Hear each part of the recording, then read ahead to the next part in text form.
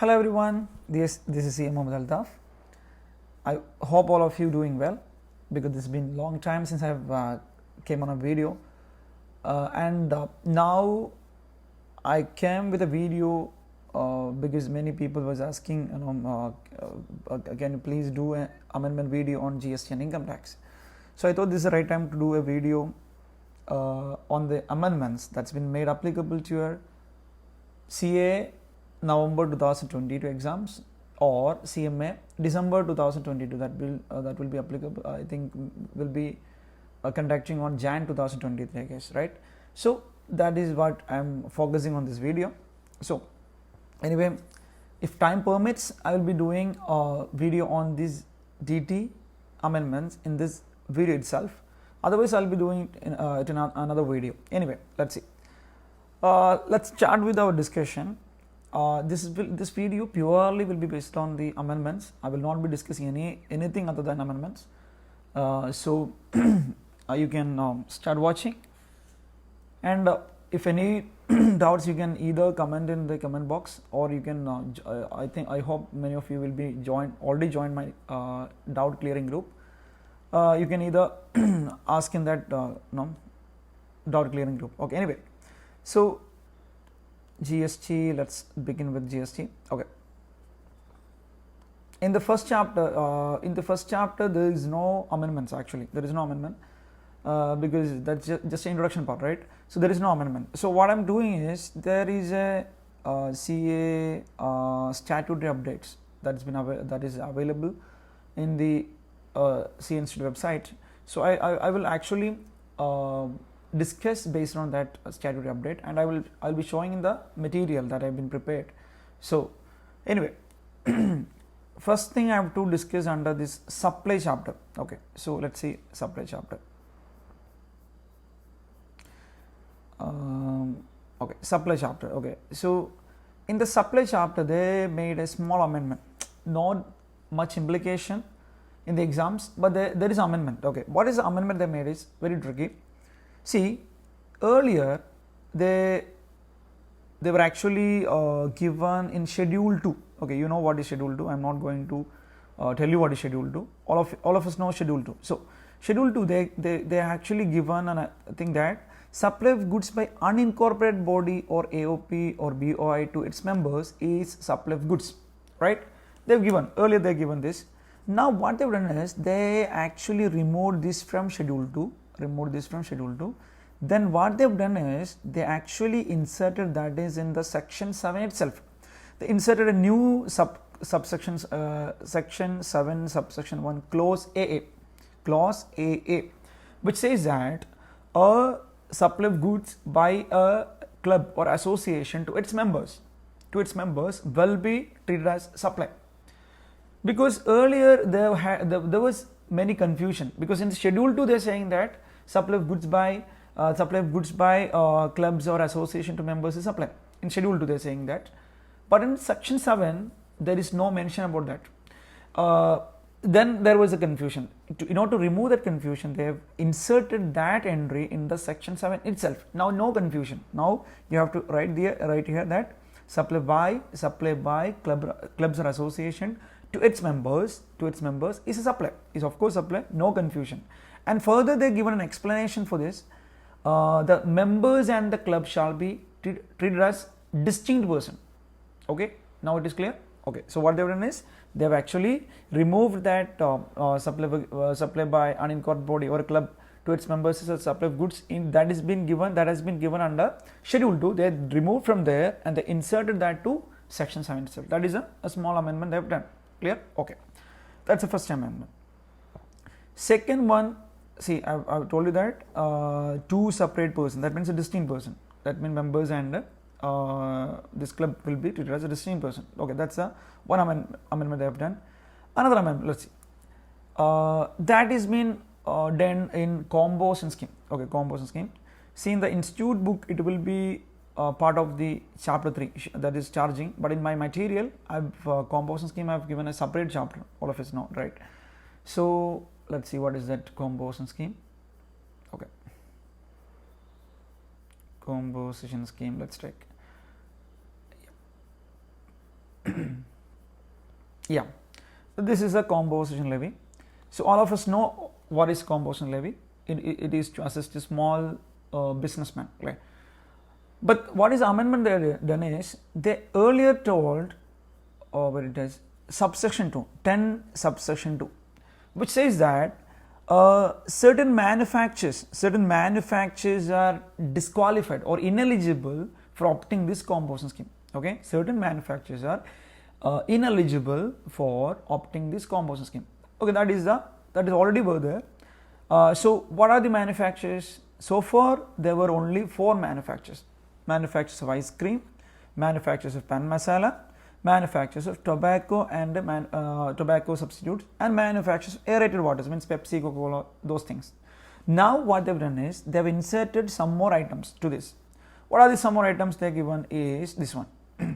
See, this is already where there, I already shown you that ice cream, pan masala, tobacco and aerated waters. Clear? Now what they inserted is, these 4 additional items have been added. Okay, what are the items they have added? One is fly ash bricks or fly ash aggregate with 90% more of fly ash content, fly ash blocks. Simply means these cement bricks. Okay. Then bricks of fossil means of similar siliceous earth. Then building bricks and the earthen or roofing tiles. So you can simply remember these cement bricks and all, cement bricks, like that will be used in the construction field. So those manufacturers of the bricks, they are ineligible for the composition scheme, because we know that manufacturers can opt for the composition scheme for and at 1% of GST rate, right? But these 4 manufacturers have been ineligible. They made ineligible. So irrespective of the turnover, their turnover may be less than 1.5 crore, but still they will be ineligible. This is a small amendment they made. Okay, so you have to remember these 4 additional manufacturers. I hope it is clear. Yes. So that is also we done. Correct. Now in the exemption chapter, okay, let's see what is the exemption chapter, what the amendment they made. Okay, this is the exemption chapter. Okay, so we have discussed in the supply, there is a small amendment. Now we discussed in composition scheme, there is a small amendment. These 2 amendments we have discussed so far. Now let's see what are the other amendments. Let's see.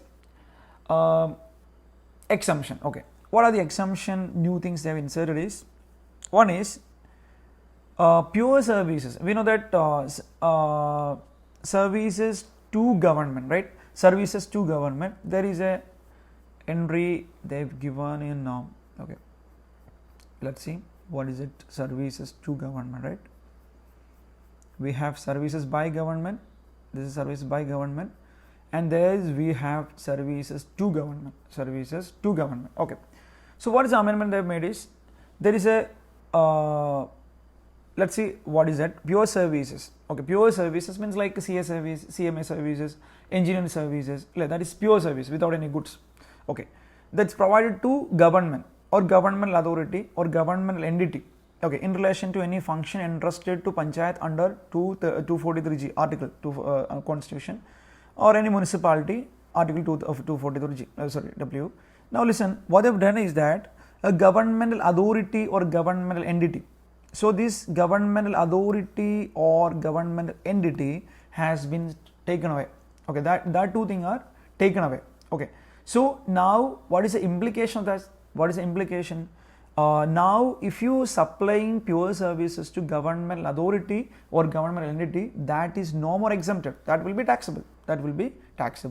Okay, so if you providing pure services to central government, state government and local authority, okay, local authority, that only will be exempted. Okay, the governmental authority and the government entity has been taken away. That is a small amendment they made. Okay, the same thing is actually applicable here also. Government to government. Okay, so here also you have to just write, here also only central government, state government, local authority. Here also they are taken away the governmental authority or government entity. That will not be that much tested in the exams, because that is not that important amendment they made. Okay, so anyway, so what is the amendment? In short, in nutshell, we can just put it in this way. If you providing pure services or composite supply to governmental authority and government entity, that will be taxable.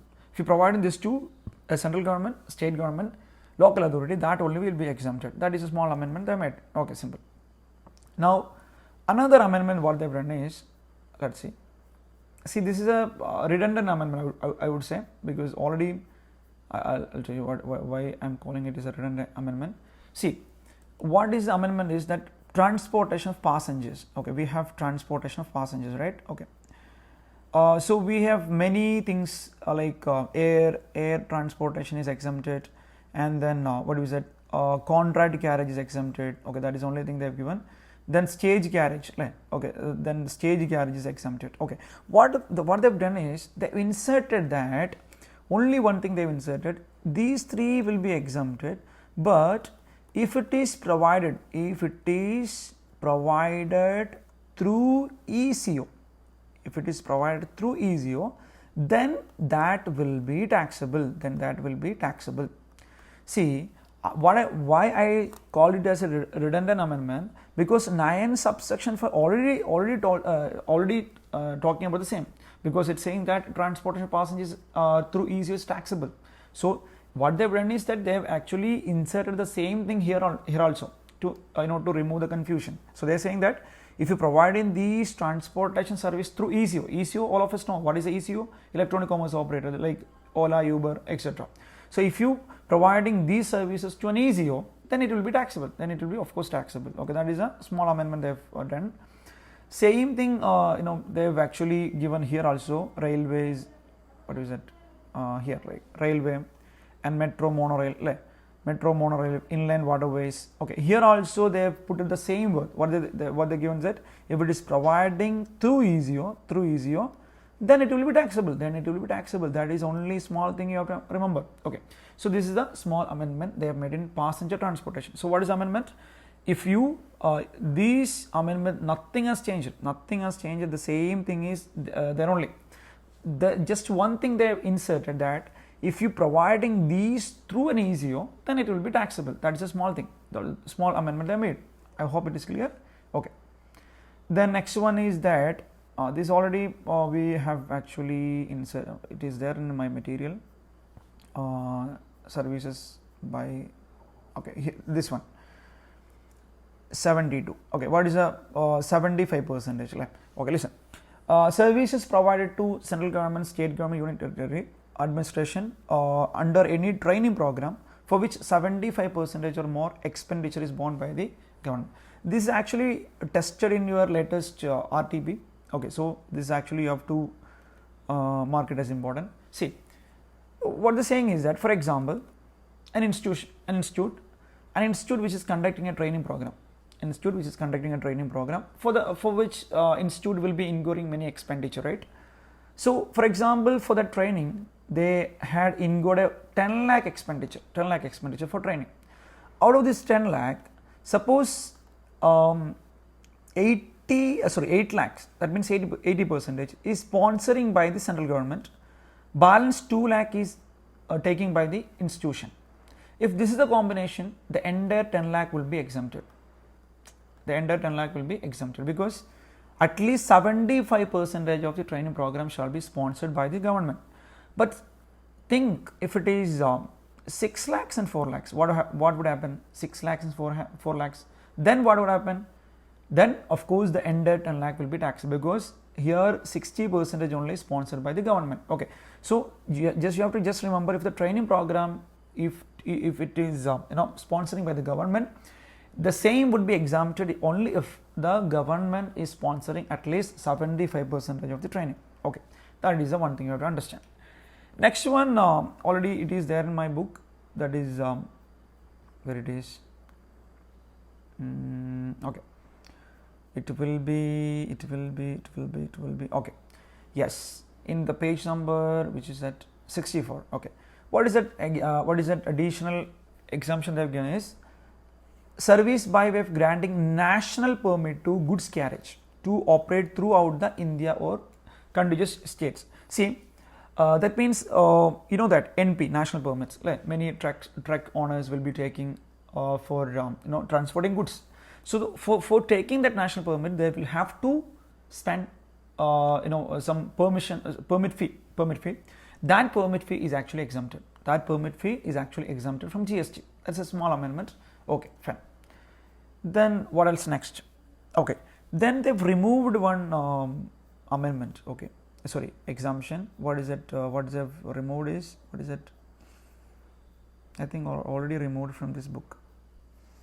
There was a amendment, exemption saying that, yeah, I already removed it from here. Yeah, already removed. So you don't have to worry about that amendment. What is it? Service of leasing of assets by an Indian Railway Finance Corporation to Indian Railway. You might be, you might have heard this word, Indian Railway Finance Corporation, IRFC, in the income tax. In the income tax, where it is 54 easy bond, some bond you might have seen. One of the bonds was IRFC. Nothing but IRFC will be owning railway equipments, and they will be leasing this to Indian Railway, and Indian Railway will be paying the lease amount to IRFC. That was actually exempted. Now they have been removed. That exemption is removed. Okay, so this is only few amendments that you have to look into in the exemption chapter. Okay, so what are the amendments in the exemption chapter? One is that what is that? Yeah, that governmental authority in the services provided to government, under that category they removed that word governmental authority and government entity, that you have to remove. Okay, then in the transportation, passenger transportation services, what they have done is that they have specifically provided that if you providing it through EZO, then no exemption will be applicable. That is another amendment. Then yeah, the 75%, that already I think I have discussed in the class, and yeah, 75% training program which is sponsored by the central government or state government, then it will be exempted. Okay, then new amendments that also we discussed in the class, that is national permit to transporters, like goods transporters. Okay, that also will be, that transportation fee, that permit fee, that will be exempted. Okay, now let's see what is the amendment that has been happened in input tax credit, ITC. There is a huge amendment. Huge amendment means that amendment is a very big one. That is in the ITC chapter. Okay, let's take, where is ITC chapter, guys? Okay, this is value of supply, this is returns and all. You have to actually go through this. Yeah, input tax credit. See, in the input tax credit, section 16, subsection 2, there we had a rule called Rule 36 sub rule 4, right? Rule 36 sub rule 4. So what is this rule all about is, if the supplier is missed out to submit the GSTR 1, then the corresponding ITC information will not be popping up, will not be reflecting in the recipient's GSTR 2A and GSTR 2B. So if it is not reflecting in GSTR 2A 2B, earlier you could take 5%, even if it is not reflected, you could take for the amount which has been reflected in GST 2A, 2B, you could have taken what we say 100%. But for the amount which has not been reflected, but the invoice is there in your hand, for that you were eligible to get a 5%. Now what they've done is they removed this 5%. Okay, they removed this 5%. So now what is the implication? These examples become useless. Let's take it off. Okay, so what is the implication now? Whatever amount reflected in GST 2B, that only you can take. Other, you just forget. Forget means you have to wait till it is reflecting. Once it reflects, you can take. But in a particular month, if it is reflecting, only then you can take. Okay. See, if you have my question bank with you, you have to change one answer for this. See, 1 second. If you have my question bank, I want to see what is it. GST is in the. Sorry, this is my 23. Oh, okay. See, in the exam, they had asked one question on this Rule 36 sub Rule 4. So the answer will be changing accordingly. So guys who have my books with you, you guys have to change this answer. It is in the CA Inder, okay? CMA Inder, they have not asked this question. Question number 205. Question, if November 22 edition, it is question 204, 205. previous edition, if anybody have, I don't know the exact number, you have to figure it out. So you can see here in the question number 205, they are saying that of which in the addition information they are given that details of the GST paid on inward supply are available in the GST 2A. Okay, that every supply is uploaded GST 2A except the number one item number 1. That means raw material A. This GST has not been reflected in the GST 2A. So earlier I told you that even if it is not reflected, we could take the 5% of the eligibilities, that means amount reflected, right? But so the answer that I've given in the 205, it will be okay.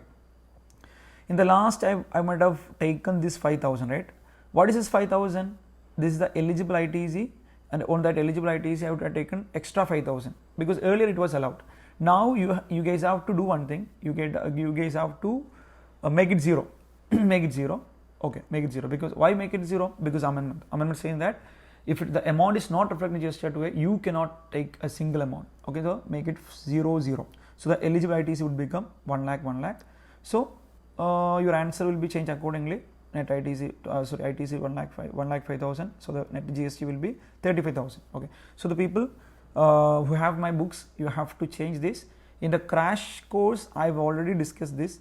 I know many of you might not have attended that crash course.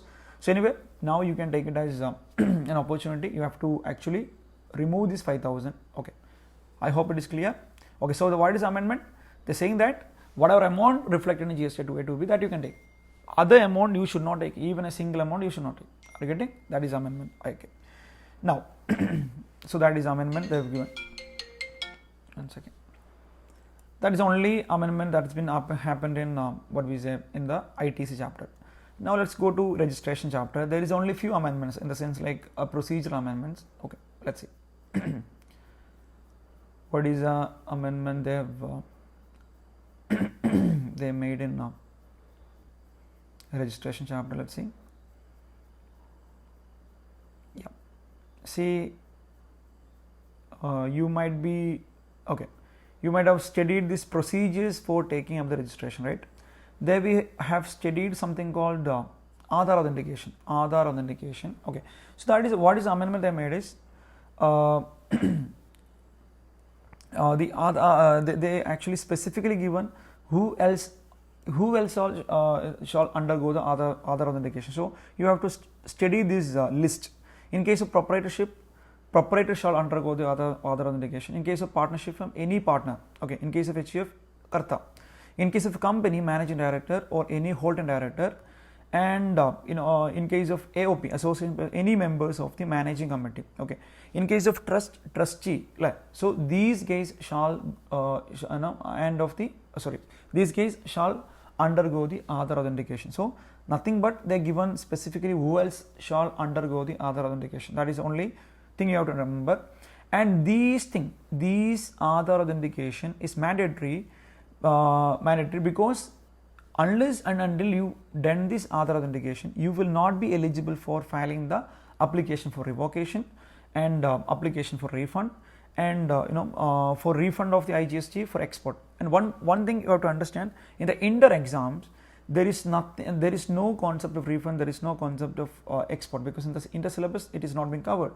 So you just have to give a bare reading, that's it. Okay, there is nothing much to worry about the amendment in the exams. Okay, just remember these things. Okay, who else have to do the Aadhaar authentication, that's it. Okay, then if the Aadhaar authentication is not there, that means if you don't have Aadhaar number, then other means of authentication they are given using their enrollment ID, Aadhaar enrollment ID, and then passbook photograph, voter's ID, passport, driving license. Okay, this is another method of Aadhaar authentication, not in the sense authentication, if you don't have the Aadhaar number. Okay, that is the small thing you have to understand.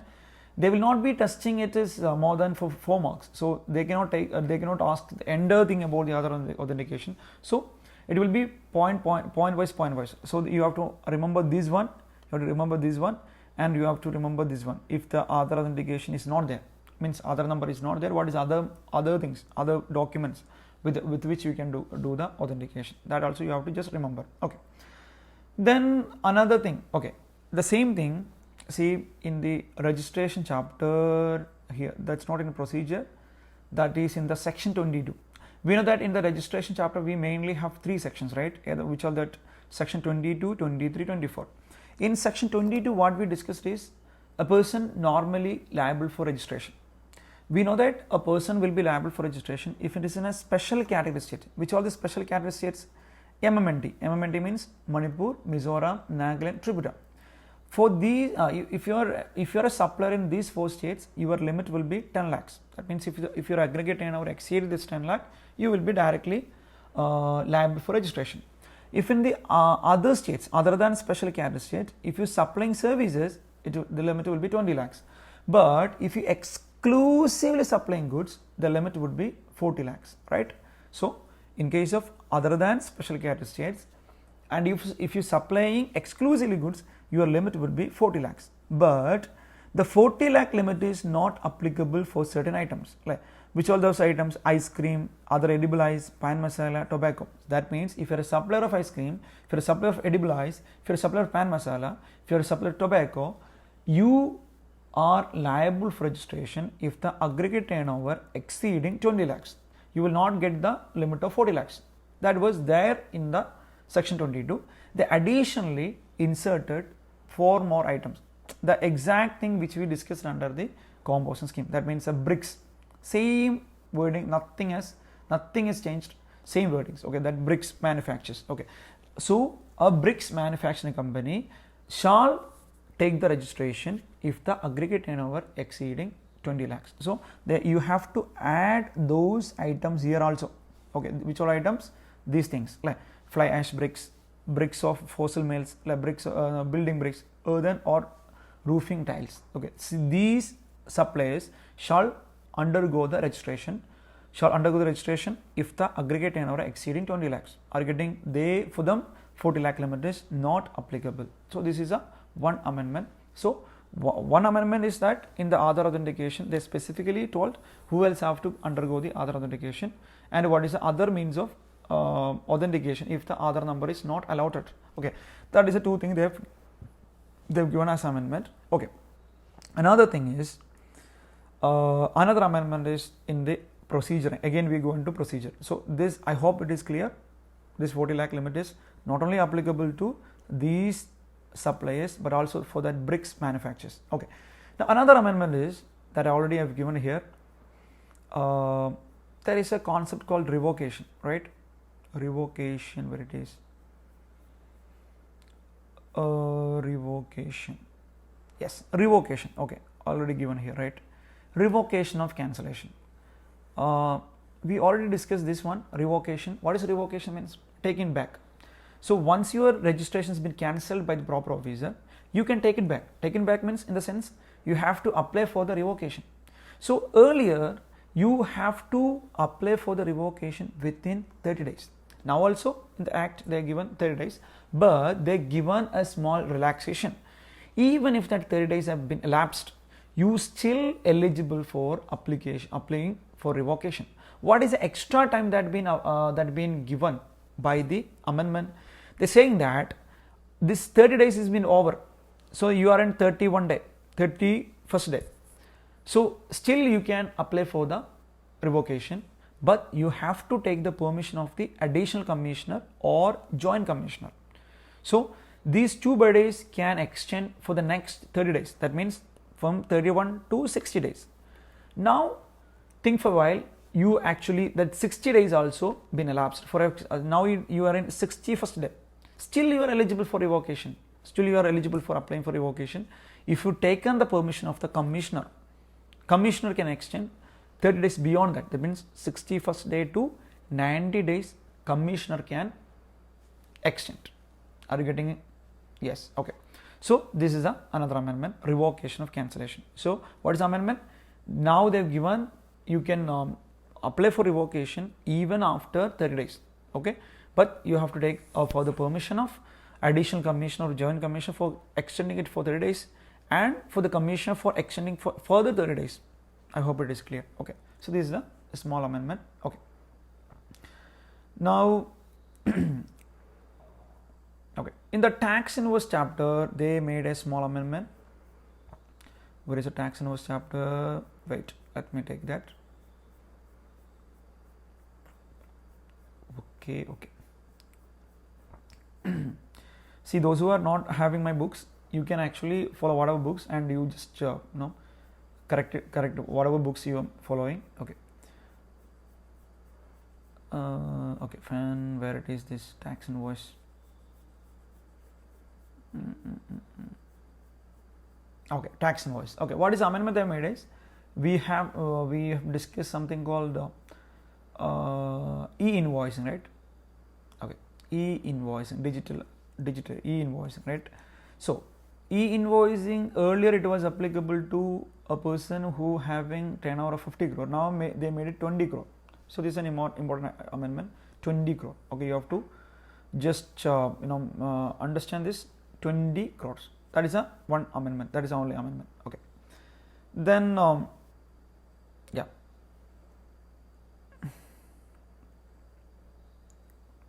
Now this already I have actually given. E-invoicing is not applicable to certain entities, that is special economic zone. Okay, you can see here. Special one thing you have to understand, special economic zone unit are only covered, developers are not covered. Okay, so they actually do the e-invoicing if it is more than 20 crores. Okay, but these entities are exempted from e-invoicing even if their aggregate turnover is more than 20 crore. Okay, in this list they added one more item, government department and a local authority. That is a small amendment. Okay, then dynamic QR code actually okay, that all of us know that aggregate turnover is for 500 crore. Okay, then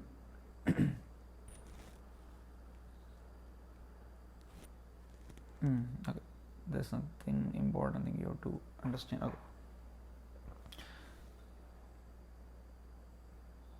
Okay, in case of e-way bill, okay, what is amendment? Okay,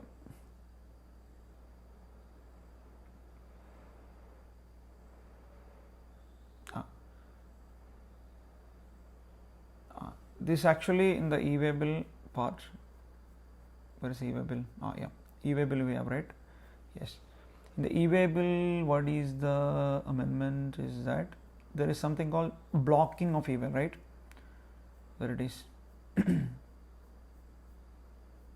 Blocking of e-way bill. Okay, blocking. If you are not filed the return of income, sorry, GST returns for so many months, 2 consecutive quarters, you have to just read. Okay, your e-way bill facility will be blocked. Okay, but then they have given this restriction not applicable to any person who is sending such goods to this specified person. That is the amendment. Just read. Earlier, a user was not able to generate e-way bill for a GST if the GST become ineligible for e-way bill generation in terms of Rule 138. It implies that GST of such a blocked taxpayer could not be used to generate e-way bill either as a supplier or as a recipient. Said rule has been amended to relax its restriction. Henceforth, the blocking of GST for e-way bill generation facility is only in respect of any outward movement. That means a blocked e-way bill, blocked GST number can be used to generate e-way bill for receiving the goods. The blocking is only for the sending. So if you are not filed the return for the certain period, your GST will be blocked. That means you will not be able to generate e-way bill. But that restriction is applicable only when you generating e-way bill as a sender. That means that restriction is not applicable to generate e-way bill while you receiving the goods from another person.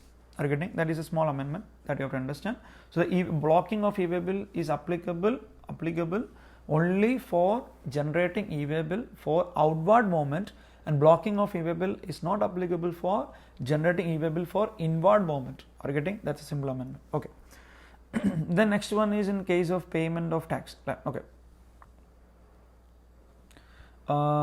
In the Rule 86A, this is not that important at inter level. Okay, they will not be testing that this much advanced level theory in the inter level, I guess. Okay, so just read what is this guidelines for disallowing debit of electronic ledger under Rule 86A. Okay, see there is a Rule 86A. All of us know that where it is.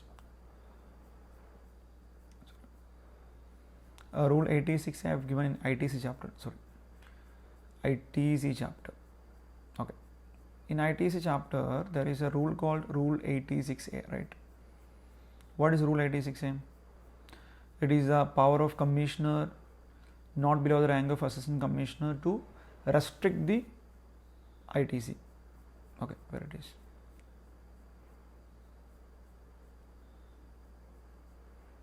Yeah, Rule 86A. Okay, restriction on utilization of the ITC. Here they are saying that the commissioner not below the rank of assistant commissioner, they have the authority to restrict utilization of ITC balance if they actually found out in this situation. So this once they have checked this provision in the exams. Okay, I have given in the question bank. Okay, they asked for 4 marks, theory question they have actually asked this Rule 86A. So there is a less chance of asking again in the exams. Anyway, so what is the amendment they given is that they given reasonable belief. They inserted a new word, reasonable belief. That means if the commissioner can restrict the ITC only if they have a reasonable belief. Okay, the reasonable belief. That means mere rumors. Okay, mere rumors will not be shall not be taken into consideration. They have to have a correct fact, then only they shall restrict. Mere rumors, mere gossips should not be taken into consideration for restricting ITC. So you have to just understand this word, reasonable belief. Okay, this actually it is there in the final level. This word you might have seen if anybody final students are listening to this video, you might have seen this reasonable belief. Okay, reasonable belief they've given in 132 search and 147 income escaping assessment. In all those sections they have used this word, reasonable belief. Okay, that's the same word.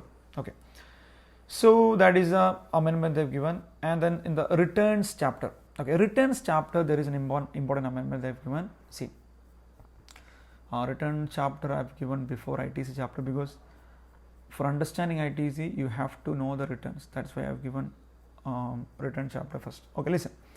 See, what is the return? We know many returns. GSTR 1 is there, and then GSTR what is it? GSTR 3B is there, QRMP scheme is there, and then we have what GSTR 4, CMP 08 is there. All these returns are there. Then there is a default in filing the return. If you defaulted the return, that means you are not filed the return within the due date, you will have to pay the late fee. So what is the amendment? Late fee is 100 for every day for which default continues. But what is the maximum amount? Earlier they had 10,000 limit is there. Now that maximum limit has been changed. So this is there, 100 for every day is there. There is no amendment. What is the amendment? Maximum amount, that thing they have changed. What is the maximum amount? Let's see. See, I've given it in a chart. Okay, they're given in a what we say. Okay, here they're given what is a delay. If you made the delay, then this is the penalty. Means what we say. This is the late fee. Okay, so I've given this in here. Let's see. If your outward supply for a particular month is nil, okay, then still you have defaulted to file the return. We know that even if your outward supply, even if sales is 0, you will have to submit the return, nil return. So if you are not filed the nil return, maximum late fee shall not exceed CGST 250, SGST 250, maximum 500. Other cases, that means you are not filing nil return, your normal return if you are actually defaulted, then the maximum late fee depending on your turnover in the last year. If your turnover is less than 1.5 crore in the last year, maximum CGST 1000, SGST 1000, total 2000. If it is 1.5 to 5 crore, if you lost your turnover, it will be 2500, maximum 5000. If your turnover is more than 5 crore in the last year, then 5000, then total 10,000. This is the amendment. If you are GSTR4, defaulted GSTR4, that means composition scheme, they defaulted GSTR4, then maximum, if it is nil GSTR4, then 250, maximum 500. Other cases, 2000, maximum, 1000, maximum 2000. Okay. So this is the amendment. What is the amendment? The maximum amount of late fee they have amended. Earlier it was a fixed sum 10,000. Now it is changed based on the turnover of the last year. Are you getting? So you have to this also checked in the RTP question. Okay, I have given in the question bank. If you have the question bank, you can just turn and you can see that they've checked this one in the RTP May 22.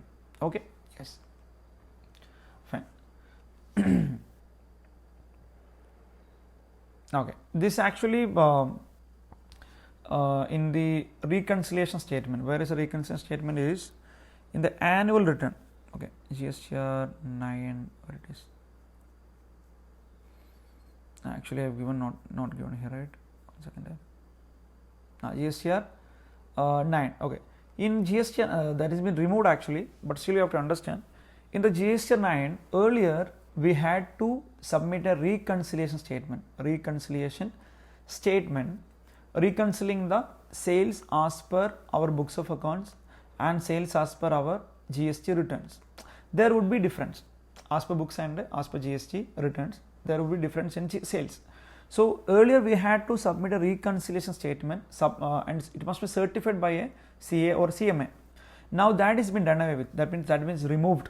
Now you have to submit the reconciliation statement, but no certification required. Okay, no certification required. Self-certification basis. You have to submit the reconciliation on a self-certification. You have to you have to certify on your own. You don't have to depend any CA, CMA, whatever. Okay, so that is a small amendment. Okay. Okay, that's it. Okay, this is the entire amendments that has been happened in the GST. So I'll just sum up what are the amendments in the supply chapter. They've in the schedule 2 they are taken. Then they have actually put it on section 7 itself. That is supply by members to club to members. Okay, that will be supply. That's a small amendment in section 7. Then in the composition scheme, they additionally some ineligible manufacturers they have been added. Then in exemption we have discussed that this services to government, they removed the word government authority and government entity. And then in case of passenger transportation, they added that no exemption of passenger transportation if it is made through EZO. That is a redundant amendment. Then it is in the training program, the government sponsored training program will be exempted provided government shall contribute 75% of the expenditure. Okay, then national permit to goods carriage are exempted. Then this is actually removed, that also removed from my books. Then ITC, important, very important, that is rule 36(4). Now you will be able to take the ITC only if it is reflected in the GST 2A 2B, otherwise you will be getting 0, big 0. Okay, now next is registration chapter, Aadhaar authentication. They made a guideline saying that who else have to undergo the Aadhaar authentication and what is an alternative mechanism if you don't have the Aadhaar number. Okay, then again in case of that section 22, the 40 lakh limit is not applicable to those bricks manufacturers. Then another amendment is that application for revocation of cancellation has been extended to 90 days. First 30, second 30, second 30. Okay, that you have to go understand. Then in case of e-waybill, e-invoicing is mandatory only for mandatory when your aggregate turnover exceeds 20 crore, not 50 crore. Okay. Then here they added governmental authority, government department. They added in case of exemption from e-invoicing. Then what is the next one? Yeah, that means blocking of e-waybill. If you are not filed a return for so many months, that you have to read the theory. Even if you are blocked, even if GST number is blocked, you still be eligible or able to generate e-waybill for inward movement. Okay, the blocking is only for the outward movement. Okay, then payment of tax chapter, they inserted a word. This is actually in my books.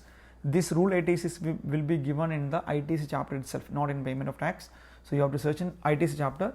They given that they inserted a word reasonable belief. Okay, they inserted. Then only the commissioner can restrict the ITC.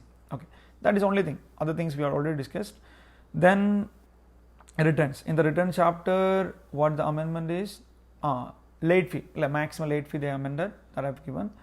Then what is the next amendment is that reconciliation statement, no certification, self-certification is required. That's it. These are all the amendment. I hope it is clear. I hope it was useful, because I didn't get a full time. It was actually, now it is time is 8. It's around 9 o'clock. Okay, so it was a fast track revision, not revision, fast track amendment class. I hope it was I hope it was useful. If it is useful, you can share with your share it with your friends, and you can convey your opinions below the comment box and whatever.